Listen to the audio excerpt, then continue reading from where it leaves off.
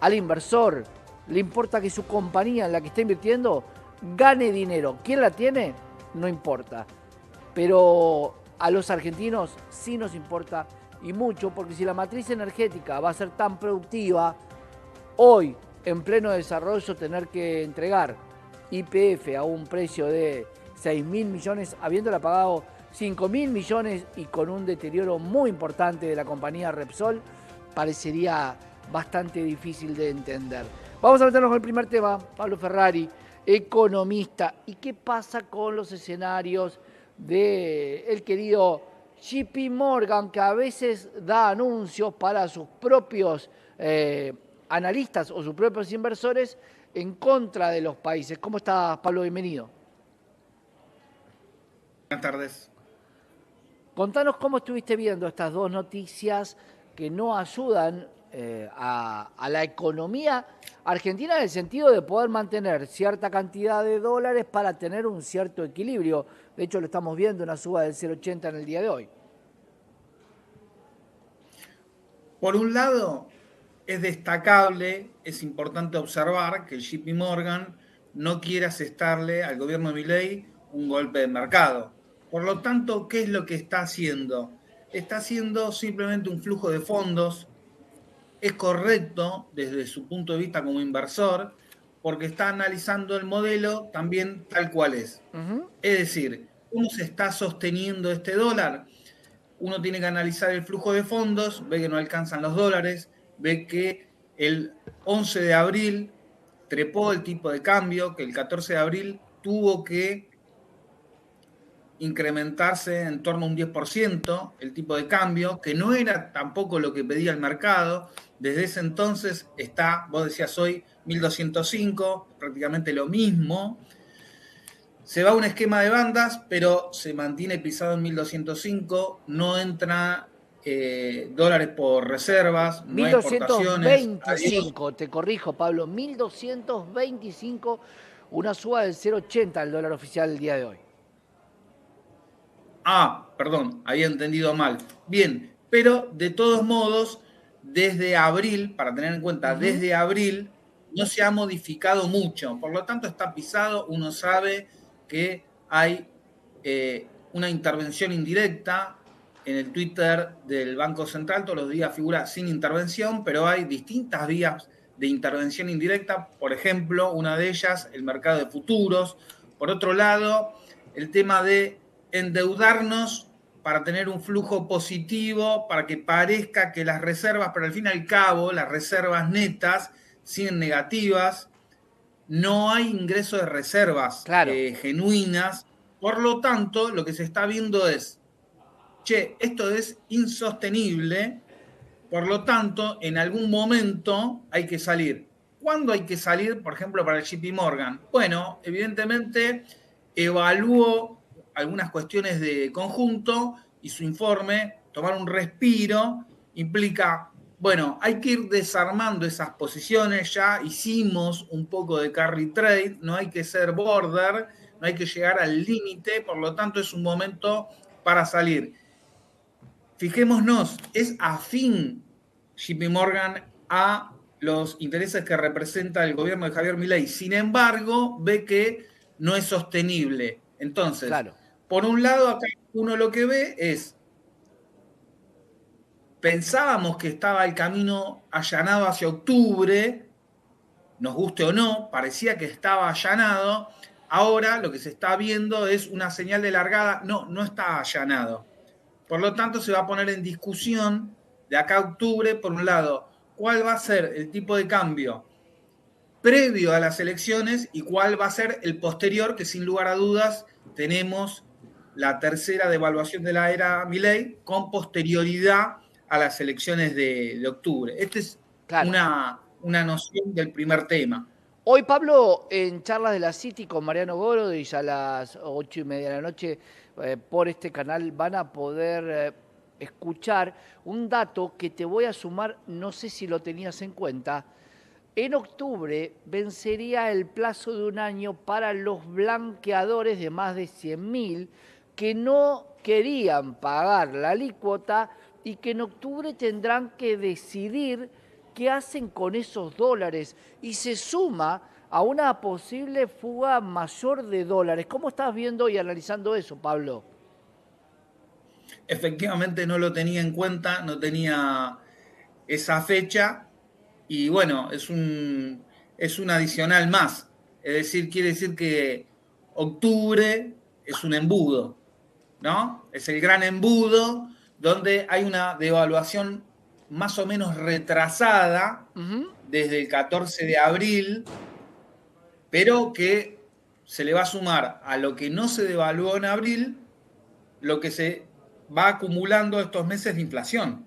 Se habla mucho, Pablo, de mala praxis, ¿no? Claramente en función de la expropiación en el 2012 de la petrolera estatal, ese remanente que había quedado por solo 17 millones de dólares que hoy se convierte en un gran monstruo a pagar. Pero ¿qué pasa con la mala praxis de endeudarse sistemáticamente para que luego sea impagable? Porque en todo caso, cuando uno emite dinero se traslada a inflación, pero la deuda es interna. ¿Qué pasa en esos casos? ¿Se puede plantear una mala praxis para una situación y no para la otra? ¿Hay mala praxis en las dos? ¿Cómo se estipula la mala praxis económica? Hay un fenómeno que tiene que ver con lo legal, que con sinceridad desconozco, por lo tanto no puedo dar una opinión técnica Ujú. respecto del caso YPF, sí que es determinante contar con energía nacional que esté conducida por el Estado de acuerdo a un plan, de la misma manera, por ejemplo, que lo hacen otras naciones. No es ninguna novedad, no es un invento del populismo, no es un invento del peronismo. Fijémonos que en otras latitudes, con ideologías muy diversas, ocurre lo mismo. Claro. Eso en primer lugar. Respecto a lo que decías del endeudamiento, uno tiene que decir mala praxis.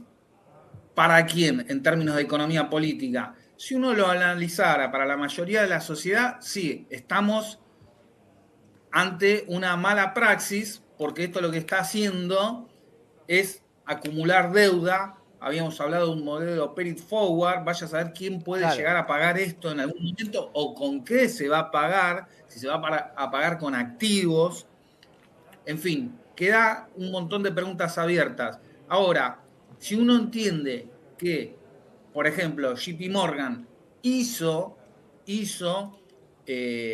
un jugoso negocio y otros fondos, otras carteras también, bueno, para ellos no será mala praxis. Entonces, me parece que este esquema lo que está haciendo es, por un lado, estabilizar la inflación, que era una demanda social. Por otro lado, a una parte de la sociedad darle posibilidades de consumo barato, por ejemplo, en el exterior o de importaciones de distinta índole. Ujú. Y por otro lado, a quien puede realmente entrar en el carry, le da jugosas ganancias. Lo que pasa que para la mayoría esto va a ser muy gravoso y se va a notar muy especialmente después de octubre. Sin duda, bueno, ahí ese dato hacia octubre que muchos descuentan y hay, te diría, una excusa generalizada respecto a que la economía no avanza, y quiero hablarlo con muchos de nuestros analistas, porque no hay una reforma tributaria ni laboral, y que si existiera esa reforma, los dólares en la Argentina sobrarían. Esto es lo que algunos analistas dicen. Cuando pregunto que me lo expliquen para que se lo podamos contar a la audiencia, no tengo muchas respuestas. ¿Cuál sería tu respuesta, Pablo? Una cuestión es lo que aparentemente cierra en una planilla de cálculo, por ejemplo, bajar el costo laboral. Otra cosa es si verdaderamente, incluso aunque uno estuviese de acuerdo con un esquema de salarios bajísimos, eso es sostenible en el tiempo.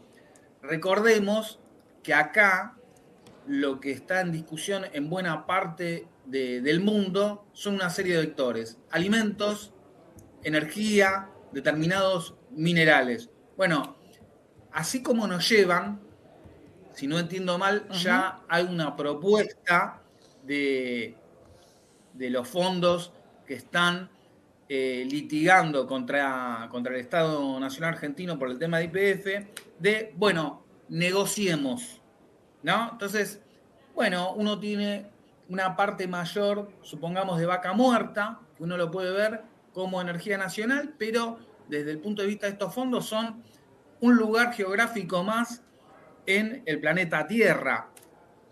Entonces, me parece que cuando uno lo ve así, ellos entienden que si esa zona, por ejemplo, la zona aledaña, Vaca Muerta y algunos sectores más, funcionan bien, desde su punto de vista, eso funciona. Ahora, incluso desde ese punto de vista, hay que ver si es sostenible socialmente, que siempre es un tema en particular muy visto cuando se enfoca Argentina por la tradición de tensiones internas en el país. Claro, y también recordemos que antes de la expropiación de YPF, Repsol prácticamente no tenía producción en la Argentina.